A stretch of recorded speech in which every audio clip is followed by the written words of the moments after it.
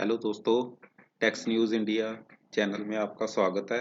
आज हम आपको बता रहे हैं कि इन्वेस्टमेंट एनपीएस के अंदर कैसे की जा सकती है और कौन-कौन सी स्कीम्स होती हैं जिसके अंदर आप एनपीएस में सेलेक्ट कर सकते हैं।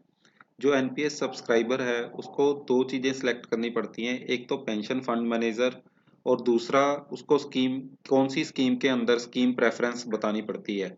ये दोनों चीज़ें जब अप्लाई करते हैं हम तब भी सिलेक्ट करते हैं, लेकिन हम इसको बाद में चेंज भी कर सकते हैं। ये ऑप्शन जो है साल में 2 बार चेंज की जा सकती है, लेकिन अब ये एनपीएस की तरफ से बयान आया है कि ये स्कीम को 4 बार बढ़ाकर किया जा सकता है।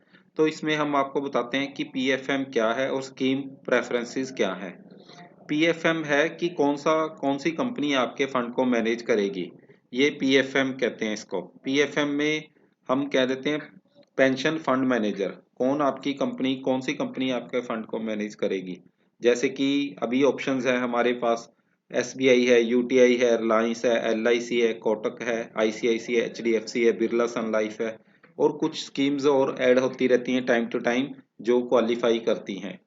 तो इसके अंदर सबसे पहले हमें सिलेक्ट करना है पीएफएम। लेकिन पीएफएम में हम आपको बता दें कि अभी जो सबसे ज़्यादा परफॉर्मिंग अच्छी कंपनी है वो एचडीएफसी पेंशन है।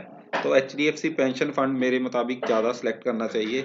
लेकिन अगर आपको कुछ कंजर्वेटिव माइंड है आपका, तो एसबीआई या यूटीआई, एलआईसी, इनमें से भी आप सेलेक्ट कर सकते हैं। तो मेरे हिसाब से तो एचडीएफसी सबसे बेटर है। दूसरी चीज़ आपने जो सिलेक्ट करनी है वो स्कीम प्रेफरेंस है।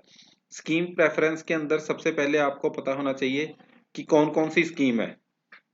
4 स्कीम्स होती हैं जिसमें कि सबसे पहली होती है इक्विटी, दूसरी कॉरपोरेट डेट, तीसरी है गवर्नमेंट बॉन्ड और चौथी अल्टरनेटिव इन्वेस्टमेंट।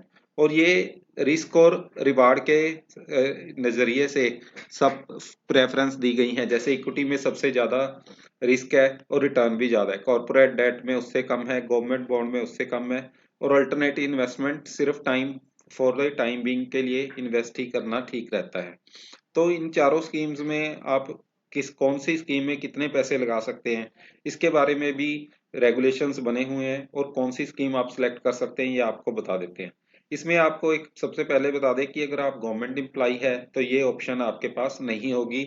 वहां पे आप सेलेक्ट नहीं कर सकते और ऑटोमेटिक ही जो गवर्नमेंट ने डिसाइड कर रखा है कौन से पीएफएम में जाएंगे पैसे और कौन से स्कीम रहेगी वो आप सेलेक्ट नहीं कर सकते। हाँ, अगर टीयर 1 के अंदर ये ऑप्शन आपके अंदर नहीं होगी, अगर टीयर 2 में आप इन्वेस्ट करते हैं तो वहां ये आप ऑप्शन ले सकते हैं। तो सबसे पहले जो आपको बता दिया कि पीएफएम क्या है। अब दूसरी चीज है कि इन्वेस्टमेंट ऑप्शंस क्या है। इसके अंदर दो चॉइसेस हैं, एक है एक्टिव चॉइसेस और दूसरी है पैसिव चॉइसेस। यानी कि एक्टिव चॉइसेस में आप सेलेक्ट करेंगे और पैसिव चॉइसेस जो दूसरी होती हैं उसके अंदर ऑटोमेटिक स्कीम बनी हुई है जिसके अंदर ऑटोमेटिक इन्वेस्टमेंट होते रहेंगे। तो एक्टिव चॉइस का हम बता दें, एक्टिव चॉइस का वही आपको 4 क्लासेस हैं दोबारा से, equity, corporate debt, government bonds और अल्टरनेटिव इन्वेस्टमेंट। लेकिन इसमें एक जो इक्विटी है उसके ऊपर 75% का, एक्टिव के अंदर भी 75% से ज्यादा आप इन्वेस्टमेंट नहीं कर सकते हैं इक्विटी में। तो अगर आप 50 ईयर्स एज तक आपकी एज है, 50 साल तक, तो आप 75% कम 75% तक इन्वेस्ट कर सकते हैं। लेकिन अगर 51 के ऊपर आपकी एज चली जाती है तो 72%, ऐसे ही कम होते होते आप जो है 60%, 60 की एज तक 50% आपको लेकर आना पड़ेगा। तो एक्टिव ऑप्शन के अंदर भी क्या है कि 75% मैक्सिमम इक्विटी में कर सकते हैं और ये 60 साल की एज तक इसको घटाकर 50% आपकी रह जाएगी। तो इसका अल्टरनेटिव इन्वेस्टमेंट में इसमें 5% की रिस्ट्रिक्शन लगी हुई है। तो बाकी जो फंड है ये आपको 4 स्कीम के अंदर ही 100% एलोकेट करना होगा। तो मैक्सिमम इसके अंदर रिस्ट्रिक्शन, जो मेन रिस्ट्रिक्शन है वो है 50%। बाकी दूसरी स्कीम्स में चाहे आप कोई भी कितने भी परसेंट लगा सकते हैं। एक तो 75% है 50 साल से कम वाले एज के लिए और 60% है 50% है 60 से ऊपर वाले एज के बंदों के लिए। तो ये इसीलिए गवर्नमेंट ने लगाई है कि जैसे जैसे एज बढ़ती जाती है तो रिस्क हमें कम लेना चाहिए। तो इसी हिसाब से ये स्कीम बनाई गई है। मेरे हिसाब से अगर आपकी एज 50 साल से कम है तो ये आपको एक्टिव ऑप्शन ही लेनी चाहिए और यहाँ आपको ये 75% तक आप एलोकेशन कर सकते हैं। दूसरी है ऑटो चॉइसेस। ऑटो चॉइसेस के अंदर सबसे पहले है लाइफ साइकिल फंड। इसके अंदर क्या है कि आपका अलग अलग स्कीम्स के अंदर एक ऑप्शन बना दी गई है जिसके अंदर अग्रेसिव, मॉडरेट, कंजर्वेटिव 3 तरह की स्कीम बना दी गई है जिसके अंदर आप इन्वेस्टमेंट कर सकते हैं। जैसे अग्रेसिव मोड है, अगर ये आप सेट कर देते हैं तो इसके अंदर क्या होगा कि आपकी 35 साल पे 75% इक्विटी के अंदर जाने शुरू हो जाएंगे पैसे, और जो कॉर्पोरेट डेट है उसमें 10% और बाकी 15% गवर्नमेंट गारंटी में, गवर्नमेंट डेट में जाते रहेंगे।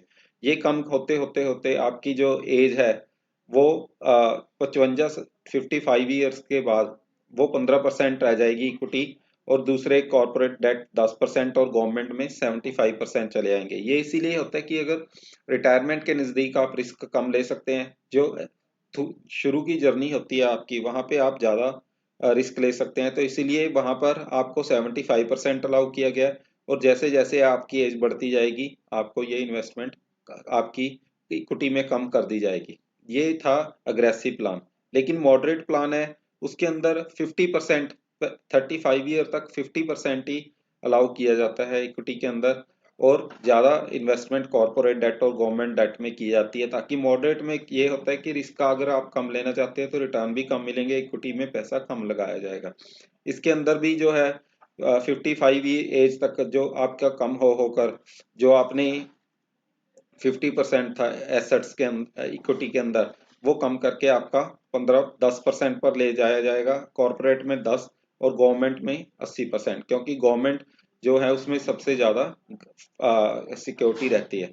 लेकिन तीसरा कंजर्वेटिव है, उसके अंदर जो है उससे भी कम कर दिया गया है, यानी कि थर्ड के अंदर 25% ही कर दिया गया है इक्विटी के अंदर। और जो दूसरे एसेट्स क्लास है कॉर्पोरेट डेट है उसमें 45 और गवर्नमेंट के अंदर 30%। तो जो आपकी एज जैसे जैसे कम बढ़ती जाएगी ये इक्विटी के अंदर कम करते जाएंगे, और 90% तक है जो एंड में जाकर कॉर्पोरेट गवर्नमेंट डेट्स के अंदर चला जाएगा, और इसके अंदर 5% ही रह जाएंगे इक्विटी के अंदर 5%, और 5% गवर्नमेंट, 5% कॉर्पोरेट डेट के अंदर रह जाएगा। तो इन स्कीमों में तो 4 तरह की आपकी इन्वेस्टमेंट ऑप्शंस हो गई हैं आपके पास। अगर आप देखें सबसे पहले स्कीम जो है आपकी क्या है, एक्टिव स्कीम। एक्टिव स्कीम के अंदर आप सेलेक्ट करेंगे, उसके अंदर मैक्सिमम लिमिट लगाई हुई है, आप उस मैक्सिमम लिमिट के अंदर सेलेक्ट कर सकते हैं। जैसे कि 50 एज के ऊपर 75% है, और उसके बाद कम होती होती 56 60 साल की एज तक 50% तक इन्वेस्टमेंट चली जाएगी। और इसके अंदर बाकी स्कीम्स के आप 100% भी लगा सकते हैं, लेकिन अल्टरनेटिव इन्वेस्टमेंट में सिर्फ 5% से ज़्यादा नहीं कर सकते। तो ये सारी स्कीमें आपको बताई हैं, और इसकी आप साल में 2 बार चेंज कर सकते हैं इन्वेस्टमेंट प्रेफरेंस को, लेकिन आने वाले टाइम में इसको बढ़ाकर 4 भी किया जा सकता है। तो आपको ये अगर वीडियो अच्छा लगा तो लाइक कीजिए, कमेंट कीजिए, शेयर कीजिए और सब्सक्राइब कीजिए हमारे टेक्स न्यूज़ इंडिया चैनल को। धन्यवाद।